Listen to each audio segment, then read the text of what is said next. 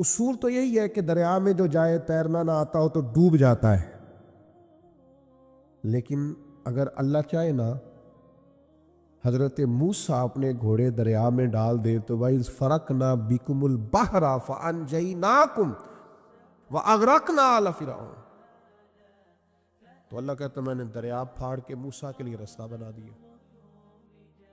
اچھا، جس دریا سے حضرت موسیٰ بچ کے نکل گئے اسی دریا میں فرعون اور فرعون والے غرق ہو گئے۔ یہ کیا ہے؟ یہ روحانی زندگی۔ ایک ہے اسباب کہ آپ پانی میں گھوڑا پھینکیں کہ آپ ڈوب جائیں، ایک ہے روحانی زندگی۔ یہ میں قرآن مجید پڑھ رہا ہوں، میں نے کوئی حدیث بھی نہیں سنائی، بزرگ کا قول تو دور رہا۔ قرآن فرماتا ہے کہ ہم نے فرعون اور فرعون والوں کو اسی دریا میں غرق کیا جس دریا میں ہم نے حضرت موسیٰ کے لیے رستے بنا دیے اور دریا پھاڑ کے رستے بنا دیے۔ تو رب کریم نے ایک روحانی زندگی بھی مومن کی رکھی ہے، روحانی زندگی۔ ذرا غور کیجئے کہ بھلا میں کیا کہنے لگا، صرف 50 سیکنڈ کے لیے آپ نے سوچنا ہے۔ زندگی میں ہمیں بہت ساری ایسی چیزیں ملی ہیں جو ہماری محنت کا نتیجہ نہیں، ہمیں بہت سارا ایسا کچھ ملا ہے جس کے ہم قابل تھے نہیں، پر رب نے عطا کر دیا۔ نہ سمجھ لو آپ، یہ جو آپ کو ملا ہے نا، تھے نہیں قابل پر ملا ہے، کچھ تو محنت کی ہے، کوشش کی ہے، تو اس کے سبب سے ہو گیا۔ جو بغیر محنت کے، جد و جہد کے ملا ہے نا، یہ وہ روحانی رستہ ہے جس کے بارے میں اللہ کا قرآن کہتا ہے وَمَن يَتَّقِ اللَّهَ يَجْعَل لَّهُ مَخْرَجًا، جو اللہ سے ڈرے گا اللہ ہر مشکل سے نکلنے کے لیے اسے رستہ عطا کر دے گا، وَيَرْزُقْهُ مِنْ حَيْثُ لَا يَحْتَسِبُ، اور اسے وہاں سے رزق دے گا جہاں سے اس نے کبھی سوچا بھی نہیں ہوگا۔ ایک روحانی زندگی ہے انسان کی، وہ میرے ساتھ بھی ہے، آپ کے ساتھ بھی۔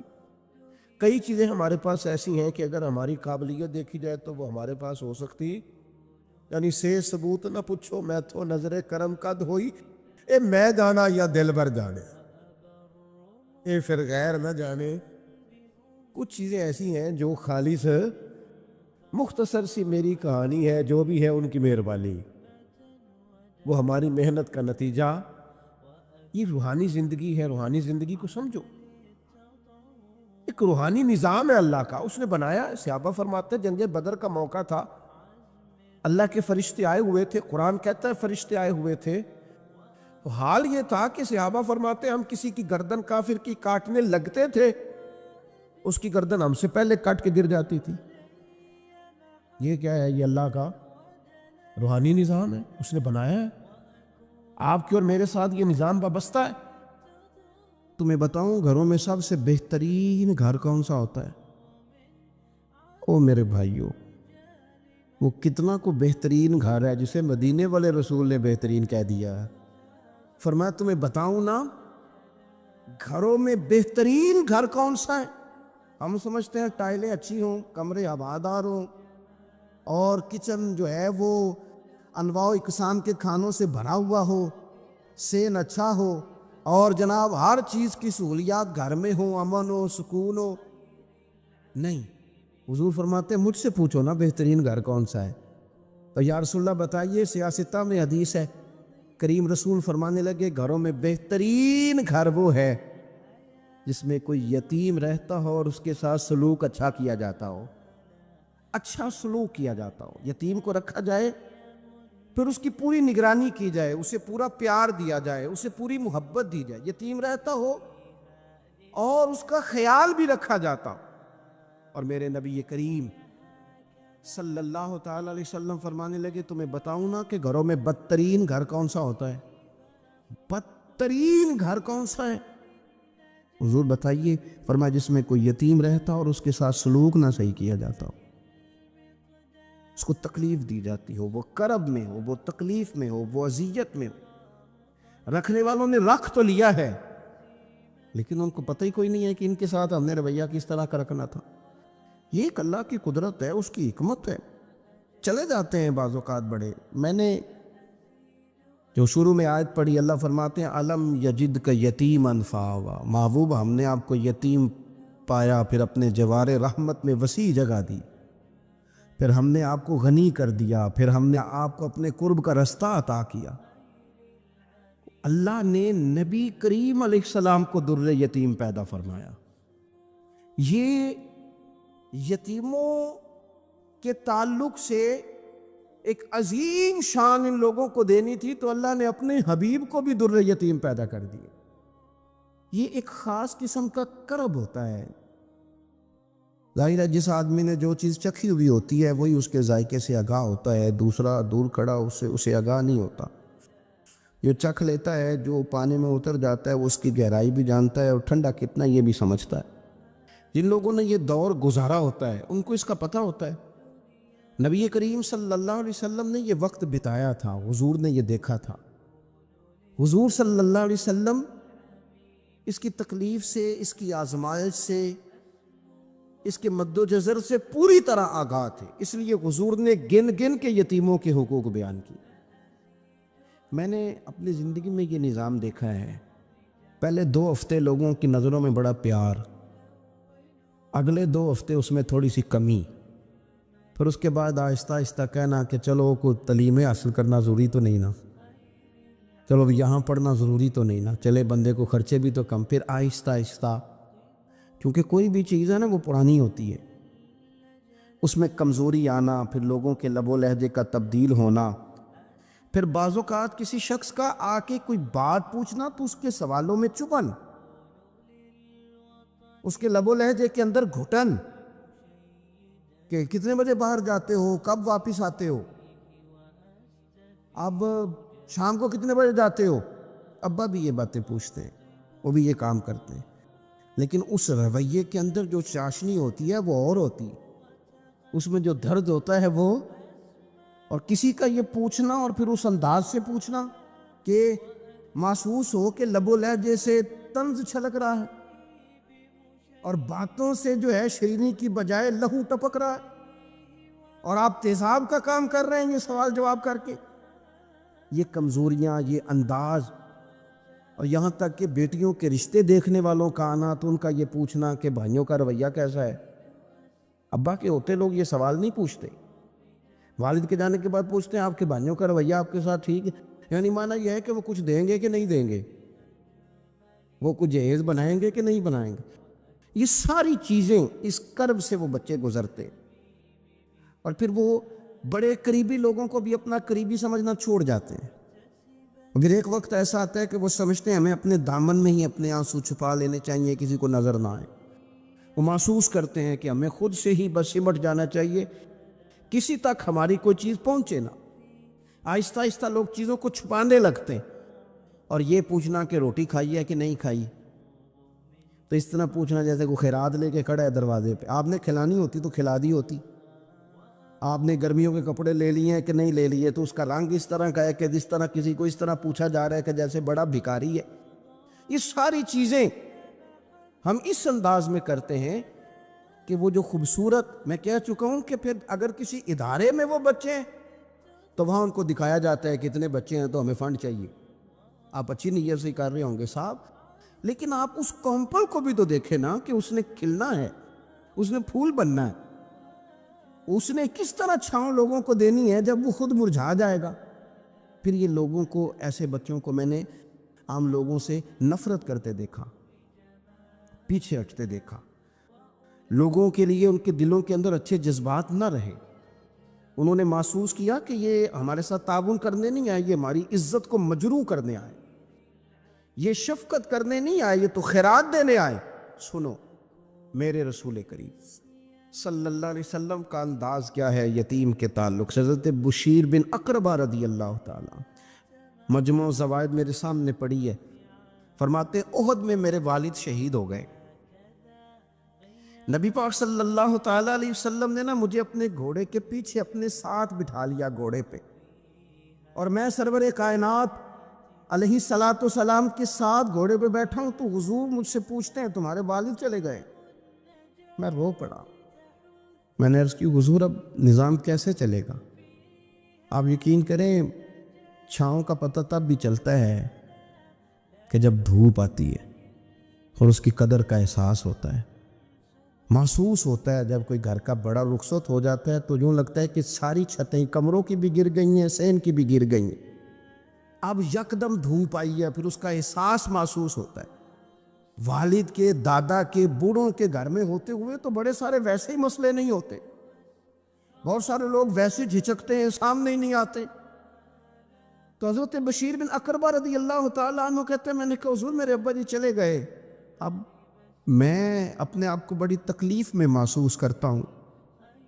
قربان جائیں، حضور نے یہ نہیں فرمایا میں تیرا خیال رکھوں گا، یہ نہیں فرمایا فکر نہ کرنا۔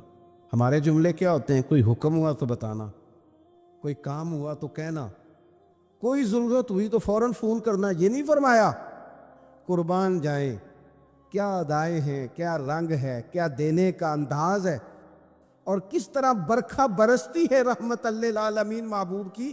حضور فرمانے لگے بشیر کیا تو پسند نہیں کرتا کہ عائشہ تیری ماں بن جائے اور محمد عربی تیرے باپ بن جائیں؟ پسند کرتے ہو؟ حضرت بشیر بن اقربہ رضی اللہ تعالیٰ عنہ فرماتے ہیں کہ میں بیٹھا تو گھوڑے پہ تھا، پر مجھے یوں لگا کہ ساری ہی دنیا گویا میری جھولی میں آ گئی، سارا کچھ یہاں، اتنی بڑی بات حضور نے کر دی، اتنے بڑے جملے کہہ دی۔ میں تو پسند نہیں کرتا، تجھے اچھا نہیں لگتا کہ عائشہ تیری ماں بن جائے اور محمد مصطفیٰ صلی اللہ علیہ وسلم تیرے والد بن جائے؟ تو پسند نہیں فرماتے، بس ختم ہو گئی بات۔ پھر تو ہم نے دھوپ دیکھی کبھی نہیں، پھر تو غربت گویا آئی کبھی نہیں، پھر تو ہم نے دیکھا ہی نہیں مد و جزر کیا ہوتا ہے۔ وہ تو دنیا کی بات کرتے ہیں نا، مجھے تو لگتا ہے کہ جن کے لیے یہ لفظ آ گئے نا، ان کی تو قیامت کی بھی ساری مشکلیں حل ہو گئے، کہ تو آخرت کے بھی سارے معاملات طے ہو گئے۔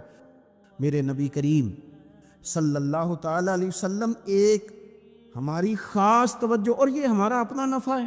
ایک بچہ آ گیا، یتیم بچہ، اس نے آ کے عرض کی حضور 3 گھر میں افراد ہیں، میں، میری بہن اور میری بیوہ ماں، والد حضور چلے گئے اور آج نہ 3 دن ہو گئے روٹی کوئی نہیں کھائی۔ میں اس منظر کو بھی جانتا ہوں کہ جب یتیم گھر میں اکٹھے بیٹھے ہوتے ہیں اور پتہ ہوتا ہے ان کو کہ ہماری اماں کے پاس آج پیسے کوئی نہیں اور گھر میں روٹی بھی کوئی نہیں، تو پھر ان کو بھوک ہی نہیں لگتی۔ ہاں نہیں لگتی۔ اماں پوچھتی ہے پتہ روٹی کھانی ہے؟ نہیں میں تو سویرے جو کھایا تھا وہ ہضم ہی نہیں ہوا، من شاہی کوئی نہیں۔ یہ پردے اس طرح کر کے بچائے جاتے ہیں، ایک دوسرے کو تسلیاں دینا، ایک دوسرے سے پیار کا بڑھ جانا، ایک دوسرے کے لیے جذبات اور طرح کے بن جانا، حکمت الہی کے تقاضے ہوتے۔ یا رسول اللہ صلی اللہ تعالیٰ علیہ وسلم، بیوہ ماں ہے، یتیم بہن ہے، 3 دن سے کھایا کچھ نہیں۔ قربان جائیں، وہ گھر جہاں سے کائنات کھاتی ہے ساری۔ حضور نے فرمایا بلال جا کے ساری ازواج مطہرات سے پوچھ گھر میں کیا ہے۔ حضرت بلال کہتے ہیں میں سارے گھاری پوچھ آیا، ٹٹول آیا، ٹوٹل 21 کھجوریں نکلی۔ یہ 2 جہاں کے شاہ ہیں اور پاس کچھ رکھتے نہیں، 2 جہاں کی نعمتیں ہیں، ان کے خالی ہاتھ میں حضور کے سارے گھر کو میں ڈھونڈ 21 کھجوریں نکلی تو لا کے میں نے پیش کر دی، تو حضور نے ڈائریکٹ اس کو نہیں دی، نبی پاک نے اپنے ہاتھ پہ رکھ لی، اور کہتے پھر حضور نے نا اپنا منہ مبارک قریب کیا کھجوروں۔ صحابہ خود فرماتے ہیں کہ یہ جو حضور نے منہ مبارک قریب کیا نا تو نبی پاک برکت کی دعا کر رہے تھے، 21 کھجوروں پہ برکت کی دعا ہوئی۔ حضور نے اس بچے کو بلایا، تھپکی دی، فرمایا لے جا 7 تیری، 7 تیری بہن کی۔ انہیں معمولی نہ سمجھنا ہو تو حضرت بلال کہتے ہیں حضور 3 بھی دے دینا کبھی تو 30 سال ختم ہی نہیں ہوتی، 30 سال گزر جاتے ہیں، نکالتے رہو، کھاتے رہو، ختم ہی نہیں ہوتی۔ حضور نے فرمایا 7 تیری، 7 تیری بہن کی، 7 تیری والدہ کی، اور 7 حضور نے اور بھی تلقین فرمایا ایک سویرے کھایا کرنا، ایک شام کو کھایا کرنا، یہ لے جا۔ حضرت سیدنا بلال حبشی کہتے ہیں رضی اللہ تعالیٰ عنہ کہ بچہ لے کے جب باہر نکلا تو حضرت سیدنا معاذ ابن جبل دوڑ کے گئے اور جا کے بچے کے سر پہ شفقت سے ہاتھ پھیرا، کا فکر نہ کرنا، رب کریم تجھے بہترین سرپرست عطا کرے گا۔ پتر پریشان نہ ہونا، اللہ تیری مدد کرے گا۔ صرف حوصلہ دیا، سر پہ دست شفقت پھیرا۔ بچہ چلا گیا تو حضور نے فرمایا ماں ادھر آؤ نا ذرا۔ یا رسول اللہ حکم ہو۔ فرمایا کس چیز نے تمہیں اٹھایا بچے کے سر پہ ہاتھ رکھنے کے لیے؟ اس نے تمہیں کہا کس چیز نے تمہیں اٹھایا جو تم بچے تک پہنچ گئے؟ عرض کی یا رسول اللہ وہ جو میرے دل میں اللہ نے یتیم کے لیے رحمت رکھی ہے نا، اس نے مجھے اٹھایا تھا، اور میں نے جا کے اس کے سر پہ دست شفقت پھیرا تو حضور فرمانے لگے سن پھر، جو کسی یتیم کے سر پہ خالی ہاتھ بھی پھیر دے، جتنے بال اس کے ہاتھ کے نیچے آئیں گے نا، رب اتنی خطائیں معاف کرے گا، اتنی نیکیاں دے گا، اتنے درجے اس کے بلند کر دے گا۔ خالی دست شفقت ہی پھیر دے، دینا دلانا تو بعد کی بات ہے، اس کا خیال رکھنا تو۔ یہ جو ہمارے مدارس ہیں نا، ان میں اکثر بچے غریب ہوتے ہیں، لیکن کچھ بچے تگڑے گھروں کے بھی ہوتے ہیں، مالدار گھروں کے بھی ہوتے ہیں۔ اس میں اگر کوئی ایسا بچہ آ بھی جاتا ہے نا جو یتیم ہے، کمزور ہے، تو اپنے آپ کو محسوس نہیں کرتا کمزور، کیونکہ وہ یہ نہیں سمجھتا کہ میں یتیم خانے میں آیا ہوں۔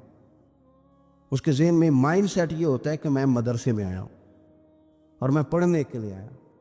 اور کیونکہ وہ کچھ وزادار بچے، مالدار بچوں کے ساتھ وقت گزارتا ہے، اسی دسترخوان پہ بیٹھ کے کھاتا ہے، اسی کلاس میں سب کے ساتھ بیٹھ کے پڑھتا ہے، تو اس کی عزت نفس مجروح ہونے کی بجائے طاقت پکڑتی۔ وہ برابری کی سطح پہ جب آتا ہے تو اسے محسوس ہوتا ہے کہ مجھے عزت دی جا رہی۔ اس لیے مدارس اسلامیہ میری نظر سب سے مضبوط جگہ ہیں جہاں مساکین کی، یتیموں کی، غریبوں کی صحیح معنوں میں کفالت بھی ہوتی ہے، تعلیم بھی ہوتی ہے، عزت بھی ہوتی ہے، تربیت بھی ہوتی ہے۔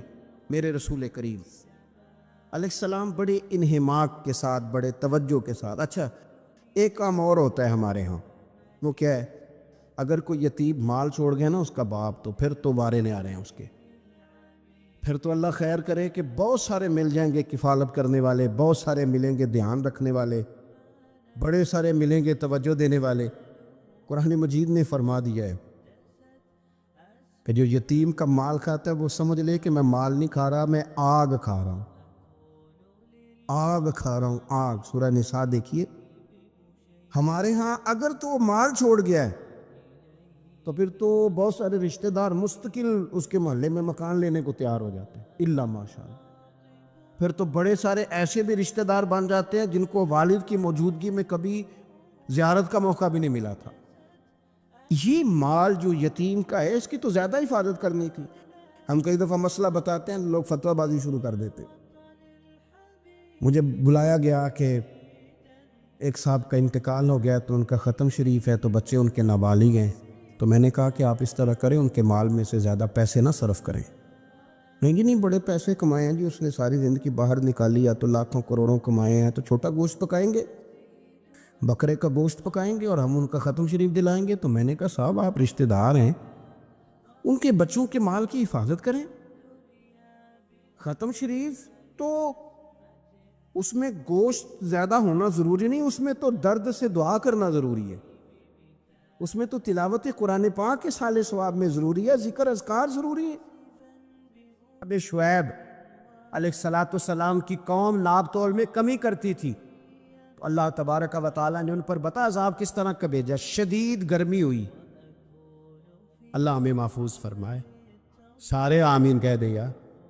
دیکھیں کتنا اچھا موسم کر دیا رب کریم، اللہ ہمیں محفوظ فرمائے، اللہ رحمت فرمائے۔ شدید گرمی کی لہر آئی، باہر اتنی گرمی ہوئی کہ لوگ اپنے گھروں میں گھس گئے۔ جس طرح سورج کی شعاعیں گھروں کے اندر داخل ہو جاتی ہے، اس طرح گرمی کی لہر اندر داخل ہوئی، اور جس طرح کسی کو آگ لگ جائے تو وہ آدمی اچھلتا کودتا ہے نا، اس طرح یہ لوگ اچھلنے لگے اور اچھل کود کے مر گئے۔ جرم کیا تھا؟ ناب تول میں کمی کرتے۔ حضرت داؤد کی قوم بھی تباہ ہوئی۔ جرم کیا تھا؟ ہفتے والے دن مچھلیاں نہیں پکڑنی تو یہ پکڑتے تھے۔ حکم ہے نا مسلمان کو نماز کے ٹائم کوئی اور کام نہیں کرنا، نماز پڑھنی ہے۔ میرا خیال ہے مسلمان تو فٹافٹ آ جاتے ہیں، سارے ہی پہنچ جاتے ہیں نا مسجدوں میں۔ ہلکا ہلکا بول رہے ہیں آپ، کیوں نہیں پہنچتے؟ اگر حضرت سیدنا، اور پتہ انہیں سزا کیا ملی؟ اللہ نے فرمایا اس ٹائم عبادت کرنی ہے، کام نہیں کرنا، وقت نہیں ہے کام کا۔ انہوں نے مچھلیاں پکڑی، 12,000 لوگ تھے، پتہ ہے مالک نے سزا کیا دی؟ بندر بنا دیا اللہ کریم۔ قرآن مجید کا پہلا سپارہ پڑھے، فَجَعَلْنَاهَا نَكَالًا لِمَا بَيْنَ يَدَيْهَا وَمَا خَلْفَهَا۔ اللہ فرماتے ہیں پچھلوں کے لیے بھی عبرت بنا دیا، بعد والوں کے لیے بھی عبرت، نشان عبرت بنا دی۔ بندر بن گئے، اور جو ان کے دوست جو بچ گئے تھے ان کے پیر چومتے تھے، روتے تھے۔ 3 دن بندر بن کے زندہ رہے، پھر اللہ نے سب کو اجتماعی موت دے دی۔ اگر مسلمان سے اللہ کہے کہ نماز کے ٹائم کاروبار نہیں، جمعے کے ٹائم کاروبار، تو مسلمان کہتا ہے نہیں مجھے مہلت ملی ہوئی ہے۔ یہ تو اس وقت پتہ چلتا ہے نا جب بچے ڈیوٹی لگاتے، ہاں ہاں ہاں عذاب آتا ہے، اس وقت پتہ چلتا ہے۔ میں نے دیکھا یہ منظر، اس وقت پتہ چلتا ہے جب بچے کسی ملازم 6,000 کے کی ڈیوٹی لگاتے، کہتے ہیں ابے کا دھیان رکھنا، ہم دکان پہ بیٹھنے لگے۔ پھر اسے سمجھ آتی ہے اگر میں نماز کے ٹائم مسجد میں ہوتا تو آج میری اولاد میری خدمت میں ہوتی۔ میں نماز کے ٹائم مسجد نہیں گیا تو بچوں نے 6,000 کا ملازم بٹھایا ہے، ابا جی کا خیال رکھ، ایک نرس بلائی ہے تو خیال رکھ۔ کدھر ہوتے ہیں مسلمان نماز کے ٹائم؟ ایک عیسائی نے اعتراض کیا ہے، سنے، وہ کہتا ہے مجھے لگتا ہے مسلمانوں کے 3 خدا ہیں۔ مسلمان اڑ گیا، کہنے لگا نہیں ہمارا تو ایک ہے، کہا نہیں 3 ہے۔ معاذ اللہ استغفر اللہ، ہمارا ایک ہے، کہنے لگا نہیں میں ثابت کرتا ہوں، ایک تمہارا خدا 5 نمازوں کا ہے، ایک رمضان کا ہے، ایک عید کا ہے۔ لگتا ہے معاذ اللہ عید والا زیادہ تگڑا ہے، تم زیادہ آتے ہو، رمضان والا لگتا ہے اس سے کچھ کمزور ہے، تم تھوڑے آتے ہو، اور 5 نمازوں والا شاید سب سے کمزور ہے۔ بات عقل کی ہے کہ نہیں؟ اس نے اعتراض ٹھیک کیا، تو مسلمان کو چاہیے نا خیال کرے۔ ایک یہودی نے لکھا تھا، اس نے کہا تھا جس دن مسلمانوں کی تعداد فجر کی نماز میں اتنی ہو گئی جس دن جتنی جمعے میں ہوتی ہے، اس دن نہ کوئی یہودی سازش کرے گا، نہ کوئی عیسائی تلوار نکالے گا۔ شرط یہ ہے کہ یہ اسی طرح فجر پڑھنے آئیں جس طرح جمعہ پڑھنے آتے ہیں، تو پھر کوئی شخص بھی ان کو کسی جگہ شکست دے سکتا تو ہمارے گناہ ہمیں پریشان کرتے۔ یہ جتنی آزمائشیں ہیں ان کے پس منظر میں گناہ ہیں۔ ہماری زندگی کے اندر جتنی تکلیفیں، ہماری پریشانیوں کا سبب ہم خود ہیں۔ بہت ساری جگہوں پہ ہم غلطی کرتے ہیں، اس کی ہمیں سزا ملتی، غلطی کی سزا۔ ایک نوجوان نے مجھے بڑی گہری بات سنائی، میرا قریبی تعلق تھا، کہنے لگا گھر میں بڑا مسئلہ ہے، بڑی پریشانی ہے، ماں اور بیوی کا ماحول اتنا سخت ہو گیا ہے کہ نمٹ نہیں سکتا۔ آپ یقین کریں میں نے ڈیٹیل سے ساری چیز کو اسٹڈی کیا، میرے پاس اتنا وقت نہیں ہوتا، پھر بھی میں نے اس فیملی کو پورا پڑھا، تو غلطی نوجوان کی نکلی، نہ اس پہ اماں اعتبار کرتی ہے نہ بیوی اعتبار کرتی۔ اس نے جھوٹ بول بول کے اس طرح کی ماحول پیدا کر دیا ہے کہ کوئی اس پر اعتماد کرنے کو تیار ہے۔ اگر آپ ناراض نہ ہو تو ایک بات کروں، پتہ ہے گھر میں ماحول کب خراب ہوتا ہے؟ باہر والے ہماری تقریر سنتے ہیں، گھر والے ہمارا عمل دیکھتے ہیں۔ جب وہ دیکھتے ہیں نا کہ یہ کس طرح کا شخص ہے، اس کے رویے، اس کا کردار، اس کا لب و لہجہ کتنا برا ہے، اور یہ کردار کا کتنا کمزور ہے۔ اعلیٰ حضرت فرمایا کرتے تھے نیک وہ ہوتا ہے جس کی تنہائی صاف ستھری ہوتی، اس لیے ماحول بگڑ جاتا ہے۔ یہ جو ہم کہتے ہیں نا میرے سجن بڑے بنتے ہیں پھر ٹوٹ جاتے ہیں، کچھ لوگ ایسے ہوتے ہیں جو ان کے پاس جاتا ہے انہی کا ہو جاتا ہے، وہ کہیں اور کے قابل کیوں بھلا؟ اس لیے کہ ان کے کردار میں ٹھنڈک دیکھتا ہے، ان کے لب و لہجے میں مٹھاس دیکھتا ہے، اس شخص میں اتنی خوبصورتی دیکھتا ہے کہ اسی کا بن جاتا ہے۔ حضرت ابراہیم بن ادم کے پاس ایک نوجوان آیا، کہنے لگا میں گناہ کرنا چاہتا ہوں، فرمانے لگے بالکل کر، اللہ کا دیا ہوا رزق کھانا چھوڑ دے اور گناہ کر۔ کہنے لگا یہ نہیں ہو سکتا، فرمانے لگے چل پھر اس طرح کر، رب کی زمین پہ نہ رہ، کسی اور کی زمین پہ چلا جا۔ کہنے لگا یہ بھی نہیں ہو سکتا، فرمانے لگے چل اللہ کی چھت سے نکل جا۔ کہنے لگا یہ بھی نہیں ہو سکتا، تو آپ رو پڑے۔ فرمانے لگے پھر جناب اسرائیل جب آئیں تو ان سے کہنا مجھے 2-3 سال کی مہلت دے دیں، پچھلی میری گناہوں میں گزر گئی، میں ذرا 3 سال عبادت کر لوں۔ تو وہ شخص بھی رونے لگا، کہنے لگا حضور وہ مہلت نہیں دیتے، وہ جب لینے آتے ہیں تو پھر لے کے اللہ تعالیٰ نے جب انسان بنانا چاہا نا تو جناب جبریل کو کہا مٹی لے کے آ زمین سے۔ حضرت جبریل نے مٹی پہ ہاتھ ڈالا تو باقی کی مٹی رونے لگ گئی، اسے جدا نہ کر۔ تو جناب جبریل چھوڑ کے چلے گئے، حضرت میکائیل کو بھیجا مٹی لا، مٹی پہ ہاتھ ڈالا تو باقی کی مٹی رونے لگ گئی، چھوڑ کے چلے گئے۔ جناب اسرائیل کو بھیجا، مٹی پہ ہاتھ ڈالا تو باقی کی رونے لگ گئی، چھوڑ کے نہ جاؤ۔ تو حضرت اسرائیل فرمانے لگے تیرا رونا دیکھو کہ رب کا حکم دیکھو۔ وہ لے گئے، جب پیش کی تو رب کریم نے فرمایا اسرائیل جان نکالنے کی ڈیوٹی بھی تیری، تو مٹی کو لے آنا، باقی مٹی روتی بھی رہے تو روتی رہے، جب میرا فیصلہ آ جائے تو پھر اس میں کوئی گنجائش ہے، ہم کھاتے بھی اللہ کا ہیں، نافرمانی بھی اس کی کرتے، زمین پہ بھی اس کی چلتے ہیں، نافرمانی بھی اس کی کرتے، حکم کسی اور کا مانتے، چھت پہ رب کریم کی رہتے، اس طرح نظام نہیں چلتا۔ میرے بھائی یاد رکھ لو، گناہوں کی سزا ملے گی، زندگی تنگ ہو جائے، یہاں بھی آزمائش ہوگی اور وہاں بھی۔ میں نے درس پہ کہا تھا، پھر بات کہتا ہوں، یہ میں اپنے لیے کہہ رہا ہوں، توجہ ہے میری بات پر۔ دعا فرمایا کرے کہ جو کچھ ہم نظر آتے ہیں اللہ ہمیں ویسا بننے کی توفیق بھی عطا فرما۔ اللہ ویسا بننے کی یہ مشکل معاملہ ہے، مشکل۔ لیکن ایک آدمی سیاستدان ہے، اس نے بڑے اچھے نعرے لگائے، انقلاب آ جائے گا، میں غریب کا بھلا کر دوں گا، میں یتیموں کے سر پہ ہاتھ رکھوں گا، میں مجبوروں کی مدد کروں گا، میں دکھیوں کی مدد کروں گا، مزدوروں کو۔ اس نے اچھے اچھے نعرے سکھائے، اچھا اس نے پیغام دیا، اندر اس کے یہ تھا کہ اقتدار ملے گا تو مرضی کروں گا۔ لوگ اس کے گرد بھی گئے، اس کی گاڑی کے پیچھے بھی بھاگے، لوگوں نے اس کے نعرے بھی لگوائے، جیب سے پیسے لگا کے اس کے پوسٹر بھی شائع کیے، لوگ اس کے گرویدہ ہو گئے، لوگوں نے پوری، اور میری قوم نے تو بیچاری نے کئی دفعہ دھوکے کھائے، جس نے نعرہ لگایا غریب اسی کے پیچھے مسیحا بن کے چل پڑا۔ آج دھوکہ دے لیا، لوگوں کو پیچھے لگا لیا، یہ بتاؤ اگر راز کھل جائے، اگر راز کھل جائے کہ یہ دھوکہ دے رہا ہے، یہ فریب کر رہا ہے، تو لوگ اس کا کیا حال کریں گے؟ یہ راز قیامت میں کھل جائے گا، قیامت میں یہ راز یہ کھل جائے گا، کھل جائے گا، یہ دھوکے باز تھا۔ اذا زلزلت الارض زلزالہا، جب زلزلہ آئے گا جیسے اس کا آنا ٹھہرا، واخرجت الارض اثقالہا، زمین اپنے بوجھ باہر نکال دی۔ اس سے مراد کیا ہے کہ زمین پہ جو جرم ہوئے زمین بتا دے گی، باہر نکل آئے۔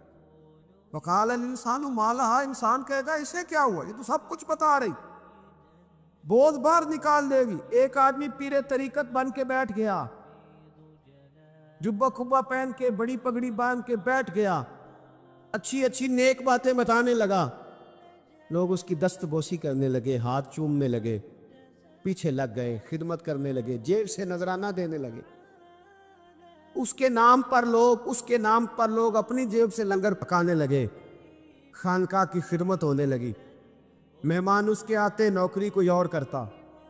میں نے کہا تھا شاید اپنے لیے کہہ رہا ہوں، ڈیوٹیاں لوگ کرنے لگے، حالات بدلنے لگے، لیکن اس کے اندر تو چور تھا، وہ تو دکاندار تھا، تو یہاں جو اس کے پیچھے لگے تھے وہ تو سچے تھے، انہیں تو اجر ملے گا، لیکن اس کا جب راز کھلے گا تو بڑی رسوائی ہو، اس کا جب راز کھلے گا تو بڑی، ایک میری طرح کا دیندار تھا، جو چہرے کا تو نیک تھا، اندر پتہ نہیں کیا کچھ تھا، ایک طوائف گزر رہی تھی، اس نے اس کو تبلیغ کر دی، کہنے لگا بس کر دے، سیانی بن جا۔ تو کسی دانشور میں لکھا ہے اس نے بڑا سخت جواب دیا، اس عورت نے، کہنے لگی بابا میں تو جو ہوں وہ نظر بھی آ رہی ہے، تو بتا جو تو نظر آتا ہے وہ تو ہے کہ نہیں؟ اس بندے نے چیخ ماری اور بے ہوش ہو کے گر پڑا. تو لوگوں نے کہا بابا آج کسی صوفی کا کلام سنا ہے جو بے ہوش ہو گیا؟ تو اس نے کہا نہیں، آج طوائف کی بات سنی ہے، طوائف کی. اور وہ عجیب بات کر گئی ہے. وہ کہہ گئی ہے میں تو جو ہوں میں نظر آ رہی ہوں، تو بھی تو بتا نا، تو بتا نا کہ تو دستار امامت پہنتا ہے، تو بتا تو جو کہلاتا ہے تو وہ ہے کہ نہیں؟ یہ وقال الانسان ما لہا، یہ راز قیامت میں کھلے گا.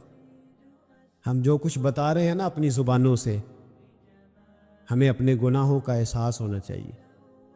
ایسا نہ ہو کہ جب سزا ملے تو پھر اس طرح کی ملے کہ دوبارہ کسی کو کوئی منہ دکھانے کے قابل نہ رہے. میرے بھائی یاد رکھیں اور سمجھیں، گناہ انسان کی زندگی کو تنگ کرتے ہیں. میرے نبی پاک علیہ السلام نے فرمایا جب تو جھوٹ بولتا ہے تو تیرے فرشتے کرام الکاتبین سائیڈ پہ ہو کے کھڑے ہو جاتے ہیں. جب تو زنا کرتا ہے تو تیرے اندر سے ایمان نکل جاتا ہے. اور نبی پاک علیہ السلام نے فرمایا جب میری قوم میں ناانصافی عام ہو جائے گی تو قتل بھی عام ہو جائے گا. اور سن لو لکھ لینا یہ حدیث دل کی تختی پر. نبی پاک علیہ السلام نے فرمایا جب میری قوم میں بے حیائی اور بدکاری عام ہو جائے گی تو 2 سزائیں اللہ دے گا. ایک تو جوان موتیں آئیں گی، جوان بچے کچھ بھی نہیں دیکھا چلے گئے. اور دوسری سزا اللہ یہ دے گا کہ ایسی بیماری آئیں گی جن کا علاج نہیں ملے گا، ایسے امراض کوٹ پڑیں. اگرچہ میں آپ کو ایسی تقریر بھی سنا سکتا تھا جس پہ آپ بہت زیادہ محظوظ ہوتے، پر میں نے اس جمعے میں ایسا موضوع چنا ہے جس کا ہمیں خاص ضرورت ہے. بھائی دیکھیں تو صحیح، کہیں ایسا تو نہیں کہ ہم ان عیبوں میں مبتلا ہیں. میرے نبی کریم علیہ السلام نے فرمایا جب تم نیکی کا حکم دینا اور برائی سے منع کرنا چھوڑ دو گے پھر اللہ تم پر ظالم حکمران مسلط کرے. اور اگلے لفظ اس سے بھی زیادہ سخت ہیں. محبوب فرمانے لگے پھر تمہاری نیک لوگ دعائیں بھی کریں گے تو اللہ وقتی طور پر ان کی دعاؤں کو بھی قبول نہیں فرمائے گا. اس لیے کہ تم لوگوں نے نیکی کا حکم دینا اور بھلائی سے روکنا چھوڑ دیا. عزیزو یاد رکھو جب گناہ عام ہوتے تو پھر حالات بدلتے اور لوگوں کو سزا ملتی ہے ان کے گناہوں کی. بلکہ یہاں تک لکھا ہے کہ نیت خراب ہو تو سزا شروع ہو جاتی. کیا خراب ہو؟ بولیے گا. نیت بھی خراب ہو تو سزا. حضرت رومی کہتے کہ ایک بادشاہ کو پتہ چل گیا کہ ایک آدمی نے بڑا اچھا باغ لگایا ہے، خوبصورت باغ ہے، مالٹے کا کنوں کا باغ بڑا پیارا. بادشاہ نے کہا ذرا جا کے دیکھتا ہوں. بادشاہ سلامت باغ دیکھنے آئے تو اب وہ مزدور آدمی تھا، عام آدمی تھا جس نے باغ لگایا، کسان تھا. اس کو کہا کہ چند کنوں توڑ کے لایا تو بڑے پیارے لگے. 1-2 اور لایا، کھائے، بڑے میٹھے، بڑے پیارے، بڑے توانا، بڑا مزہ آیا. تو بادشاہ کے دل میں خیال آیا کہ اس پہ قبضہ نہ کر لوں باغ پہ. ہمارے یہاں نا کرائے پہ دکان دیتا نا مالک، وہ جب کسی غریب کی چل جاتی ہے کہتا تو خالی کر، میں نے خود ڈال لی ہے. چل گئی نا اس کی. حالانکہ رزق اپنے اپنے نصیب کا ہے، رزق اپنے اپنے نصیب کا ہے، جس کو اللہ تعالیٰ چاہتا ہے عطا کرتا ہے. تو اس کو کہا کہ اور توڑ کے لا. اور دل میں خیال ہے کہ یار اتنا اچھا باغ ہے، قبضہ کر لیتے ہیں. ہماری حکومتیں قبضہ کر لیتی ہے کہ جو چیز اچھی لگ جائے. اب وہ کسان 2-3 کنوں توڑ کے لایا، اس نے کھائے تو کھٹے نکلے، ترش تھے. کہنے لگا تجھے کیا ہو گیا ہے؟ تو بندہ بڑا صاحب دل تھا، کہنے لگا میں تو ٹھیک ہوں، آپ اپنی نیت سے پوچھیں کہیں خراب تو نہیں ہو گئی. تو کنوں میں بھی اس کا اثر آ گیا ہے. اپنی نیت تو نیتیں بگڑ جائیں نا، نیتیں. اب ایک بات کہنے لگا ہوں، غور سے سننا. جب تک 2 بھائی اکٹھے کاروبار کرتے ہیں نیت ہوتی ہے کہ ہمارا گھر چلے گا، تب تک اللہ برکت دیتا ہے. اور جب اپنی اپنی جیبیں سمیٹنے لگ جاتے ہیں نا کہ یہ میرا 5,000 ہے، آج میں گیا تھا اگرائی کرنے، یہ میرا 10,000 ہے، آج میں نے محنت زیادہ کی. جب وہ ٹٹولنے لگتے ہیں پھر اس دکان سے بھی برکت اٹھ جاتی ہے، پھر وہاں سے بھی برکت ہے چلی جاتی ہے۔ فَإِنَّ لَهُ مَعِيشَةً ضَنْكَ، فرمایا جب تو میں منہ پھیر لیتے ہیں پھر تیری زندگی اللہ تنگ کر دے، پھر وہاں سے بھی برکت، خوبصورتی، اثر اٹھ جاتا ہے۔ ایک سنار نے گلی میں ایک یتیم چھوٹے سے بچے کو گھومتے دیکھا تو سنار بے اولاد تھا، بچے کو اٹھا کے گھر لے آیا، 18 سال اس بچے کی پرورش کی، اس کو پالا پوسا، جوان کیا۔ سنار کے پاس وہ دکان پہ چلا جاتا، وہ کئی دفعہ دکان پہ رہتا، کئی دفعہ گھر میں رہتا۔ ایک دفعہ وہ دکان پہ تھا، بچہ گھر تھا، 18 سال کا جوان، اس کی بیوی اکیلی تھی۔ وہ جس نے ماں بن کے پالا تھا اس نے اسی پہ حملہ کر دیا، اس کا بازو بری نیت سے تھاما، بیوی چیخی۔ تھوڑی دیر گزری تو وہ نوجوان پیروں میں بیٹھ گیا، کہنے لگا اماں پتہ نہیں مجھے کیا ہوا۔ شام کو سنار آیا، بیوی چیخنے لگی، چلانے لگی، کہنے لگی آج عجیب بات ہوئی، جس کو میں نے جگر کا خون دے دے کے پالا اسی نے گندی نظر ڈالی۔ سنار محو حیرت ہے، بیوی کا خیال تھا کہ لٹھ اٹھائے گا، ڈنڈا اٹھائے گا، نوجوان کو مارے گا، لیکن وہ رونے لگ گیا۔ اس نے کہا آج اس نے میرا بابو تھاما ہے، جانے کیا کیا ہے۔ پریشان ہونے لگ گیا، سجدے میں گر گیا، کہا تو بتاتا کیوں نہیں؟ تو وہ سنار کہنے لگا اس کی غلطی نہیں، 18 سال کے بعد آج مجھ پر بھی شیطان سوار ہوا تھا۔ ایک عورت آئی تھی، وہ اپنے بازوؤں میں چوڑیاں پہننا چاہتی تھی تو میں نے بھی گندی نظر سے ہاتھ ڈالا تھا، رب کریم نے مجھے فوراً اس کی سزا دی۔ بنی اسرائیل کے جو جرم تھے نا، ان میں ایک جرم قرآن مجید نے ان کا یہ بیان کیا ہے کہ بہت سوال کرتے تھے، بہت بحث کرتے تھے۔ ان کی جن چیزوں کو عبرت بنانے کا اور سبق لینے کا ہمیں کہا گیا ہے ان میں یہ ہے کہ کثرت اور بے معنی سوال۔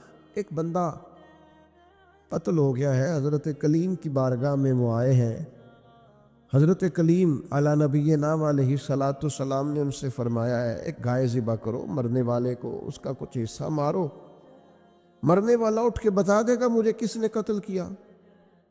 اب انہوں نے پوچھا جی گائے کا رنگ کیسا ہونا چاہیے، عمر کتنی ہونی چاہیے، بوڑھی ہو جوان ہو، اتنے سوال، بے معنی سوال، بے مقصد سوال، بحثیں ہی بحثیں اور الجھاؤ ہی الجھاؤ۔ اور زندگی کے اندر یعنی زمانہ بیت گیا یہ پوچھتے ہوئے کہ جناب عیسیٰ علیہ السلام کی نانی کا نام کیا ہے، حضرت موسیٰ کی والدہ کا نام کیا ہے، یہاں تک کہ ایک صاحب یہ پوچھنے آ گئے کہ بتایا جا سکتا ہے کہ معراج کی رات جو براق گیا تھا اس کا رنگ کیا ہے۔ خدا کے بندو یہ سوالات آپ کی ضروریات کے سوال ہیں، عجیب نوعیت کے سوال ہیں۔ اور پھر یہ بحثیں جو لوگ چھیڑتے ہیں ان کو لوگ بڑا عظیم آدمی سمجھتے ہیں کہ دیکھو یہ بڑی خاص بات نکال کے لایا ہے۔ اور میں نے یہ داستان سرائی کے منظر حرم شریف میں دیکھے، یہ ایسی بات کو روایت کر دیا جاتا ہے چند پیسے کمانے کے لیے کہ میں زیارتیں کراتا ہوں، وہ ایسی ایسی زیارت بیان کر دیتے ہیں جس کا تصور ہی نہیں ہے سرے سے۔ مجھے ایک صاحب زیارت کرانے کے لیے لے گئے تو کہنے لگے وہ جو نبی کریم علیہ السلام نے ایک مقام پہ فرمایا تھا نا کہ یہ بکری کا بچہ جو مرا ہوا ہے تم بتا سکتے ہو کہ اس کے مالکوں کی نظر میں اس کی کیا قیمت ہے؟ تو صحابہ نے کہا کوئی قیمت ہوتی تو یہاں پھینک دیتے، کوئی قیمت نہیں۔ کہنے لگے وہ جو حدیث اور وہ جو واقعہ ہوا تھا جہاں سرکار نے یہ بیان کیا تھا وہ یہ جگہ تھی، اس کی زیارت کر لیں۔ تو میں نے ان سے پوچھا آپ کو کیسے پتہ یہ جگہ تھی؟ میری بات کی سمجھ آ رہی ہے؟ کیسے پتہ ہے آپ کو؟ کتاب میں بخاری میں حدیث موجود ہے لیکن وہاں تو کوئی تعین نہیں ہے کہ وہ خاص، یہ بعض اوقات یہ ہوتا ہے کہ سرکار فلاں محلے سے گزر رہے تھے لیکن بھائی نہیں آپ نے تعین کر دیا، اور تبدیلی یہ وقت کے ساتھ جگہ بدل گئیں، حالات بدل گئے، کہیں خالی زمین پر مکانات آپ نے تعین کیوں کر کے کیا؟ کس وجہ سے کیا؟ ایک نئی بات جڑنے کے لیے؟ اسلام دنیا میں صرف بحث کرنے کے لیے آیا ہے؟ آپ روز ایک نئی بحث کریں گے، روز ایک نئی کہانی بنائیں گے، روز ایک آپ عنوان بنائیں گے جس پر مجادلہ ہو، مکالمہ ہو، مناظرہ ہو. دین کے اخلاقی پہلو اور جو عمل کے لیے دین دنیا میں آیا تھا اس پر عمل کب کرنا؟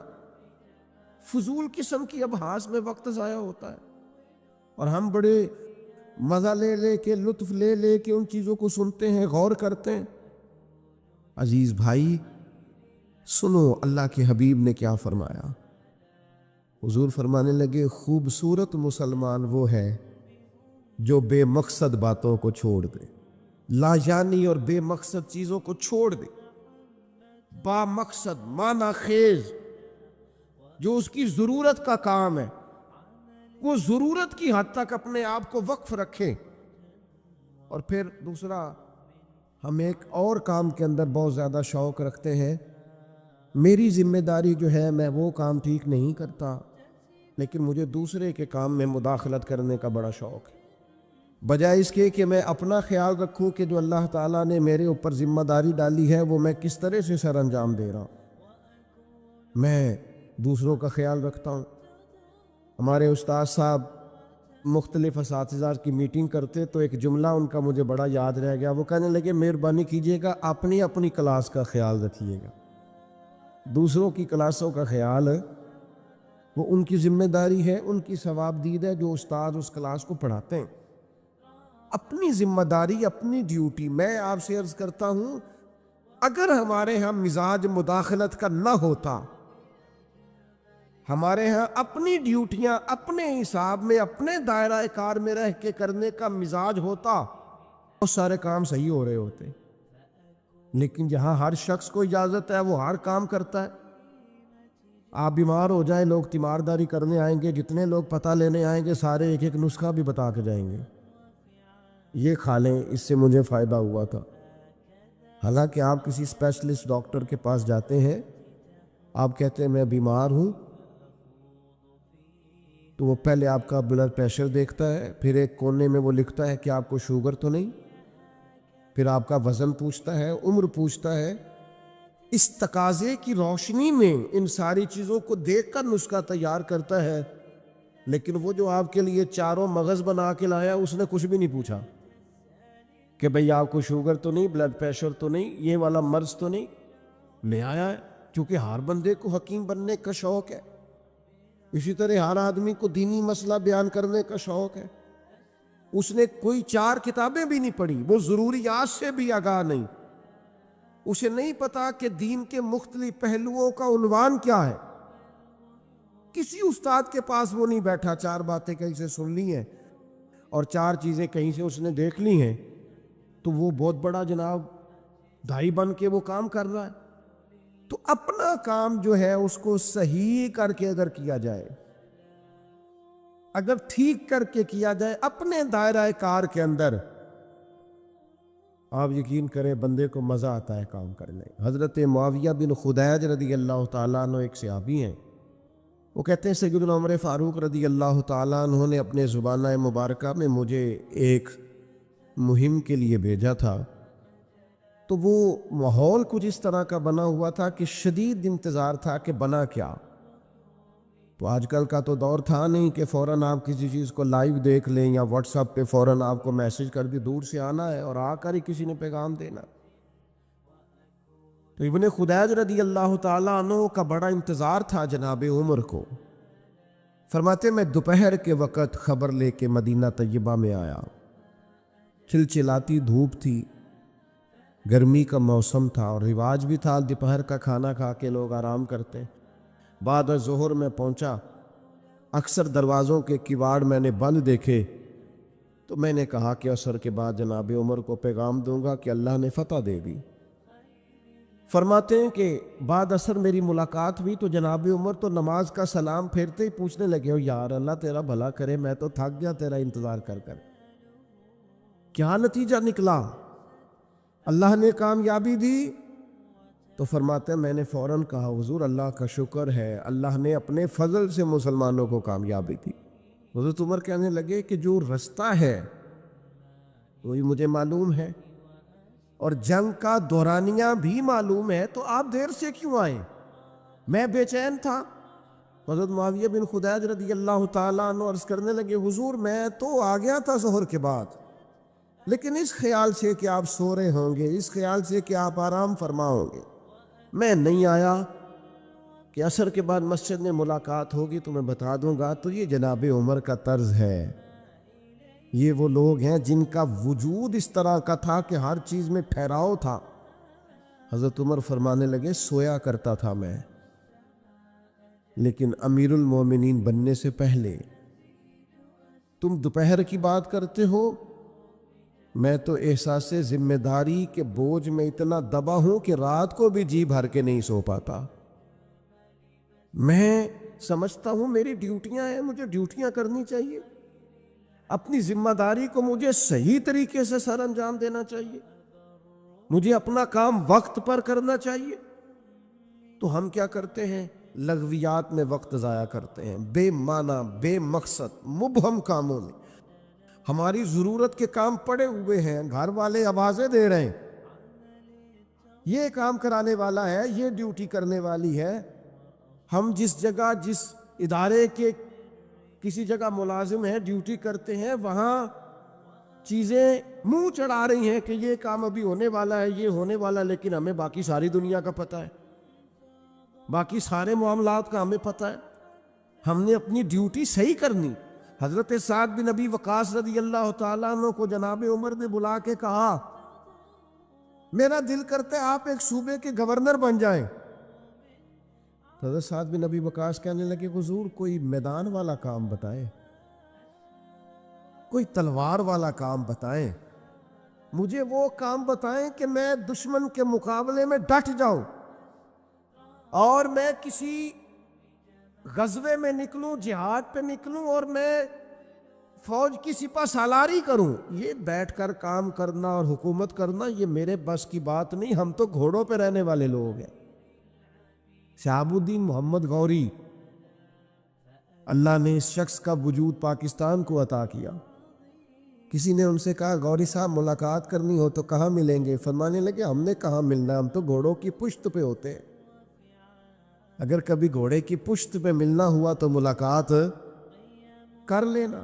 زندگی ایک سفر ہے، ہم اپنی ڈیوٹی کر رہے ہیں، ہم کسی اور کام میں الجھنا نہیں چاہتے، ہمارا ایک مشن ہے، ہمارا آنے کا ایک مقصد ہے، ہمیں کوئی شخص الجھانے کی کوشش نہ کرے، ہم اپنا سفر کر رہے ہیں، اپنی ڈیوٹی کر رہے ہیں، ہم اپنی ذمہ داریاں ادا کر رہے ہیں۔ ہم ڈیوٹیاں ہی نہیں کرتے، کوئی مقصد ہی نہیں ہے، کوئی کرنے کو کام ہی نہیں ہے، بس وہ یہ کہ کوئی لاؤبالی سا کام مل جائے، کوئی اچانک چکر چل جائے مشہور ہونے کا، کوئی اچانک سلسلہ چل جائے کو کسی طریقے سے آگے نکلنے کا، کوئی سبب لگ جائے کہیں دو جگہ پہ نام ہمارا بھی آ جائے۔ بے معنی کام ہے بھائی، بے مقصد ہے۔ پہلے بھی کہہ چکا ہوں، پھر کہتا ہوں، آپ کسی بڑے آدمی کے ساتھ، سیاستدان کے ساتھ، لیڈر کے ساتھ آپ نے فوٹو کھچا بھی لی تو جب اس کو آپ کا نام ہی نہیں آتا، جب وہ آپ کو جانتا ہی نہیں، مقصد کیا رہا؟ فائدہ؟ اس ماڑے بندے کے ساتھ فوٹو نہ کھچوائیں جس سے جب بھی بات کریں وہ اسی وقت ہمارے لیے موجود ہو، اس کے ساتھ نہ وقت گزاریں جس کے ساتھ ہم سمجھیں کہ ٹائم گزر سکتا ہے۔ کیوں اس طرح کا لاؤبالی پن دکھاتے ہیں جس سے محسوس ہو کہ ہم شاید کسی احساس کے تلے دبے ہوئے؟ با مقصد کام، جد و جہد، خدمت، ڈیوٹی۔ امام محمد مالک رحمۃ اللہ علیہ شدید علیل ہو گئے تھے، سخت علیل تھے۔ خبر پھیل گئی کہ اب ان کی صحت جو ہے وہ زیادہ نڈھال ہو گئی ہے، اب کمزوری بڑی بڑھ گئی ہے، مشکل ہو جائے گا۔ تو چونکہ وہ فقیہ تھے، فقیہ جو ہوتے ہیں وہ مسائل میں کتاب و سنت کو سامنے رکھ اس پہ تفکر کرتے رہتے ہیں، تفکر، ہر وقت غور کرتے ہیں۔ آج کل کے لوگ نہیں ہماری طرح کے جو ویوز چیک کرتے رہتے ہیں کہ بھلا کتنے ہو گئے، جو اس چکر میں پڑے رہتے ہیں کہ لائکس کتنے ہو گئے اور کمنٹس کتنے آ گئے۔ مطلب یہ لوگ نہیں تھے۔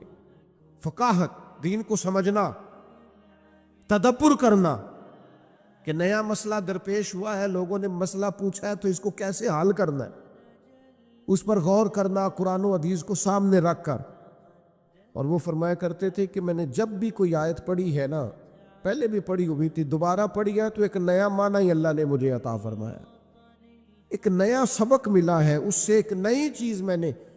تو امام مالک کا لوگوں تک یہ بات پہنچی کہ وہ بیمار ہے اور شدید بیمار ہے، علیل ہیں اور بڑے ہی علیل ہیں. ان کے ایک شاگرد تھے پرانے، وہ دور سے تیمارداری کرنے آئے. کہتے ہیں جب مجھے اجازت دی گئی ان کے اہل خانہ کی طرف سے، ان کے کمرے میں پہنچایا گیا تو امام صاحب بے ہوش تھے، تیز بخار تھا. میں نے جا کے سلام لی، 2-4 باتیں کی تو امام صاحب بیدار ہوئے.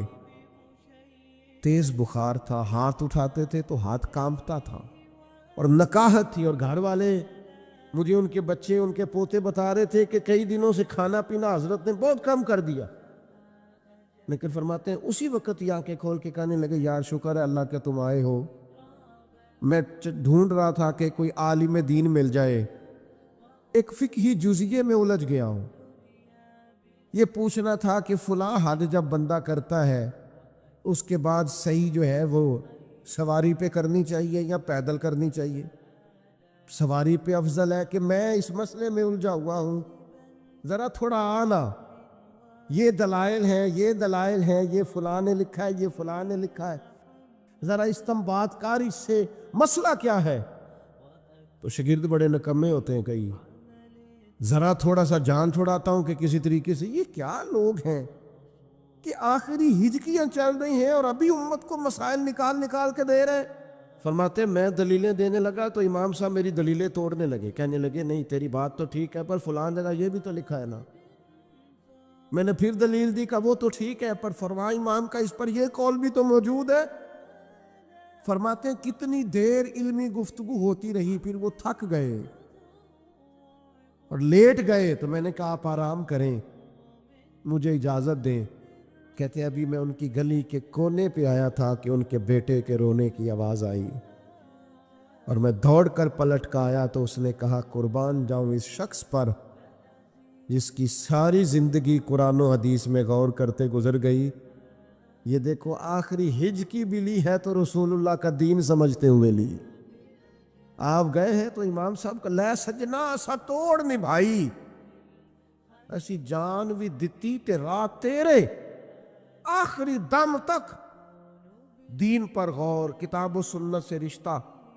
مشن والے لوگوں نے کام کیا.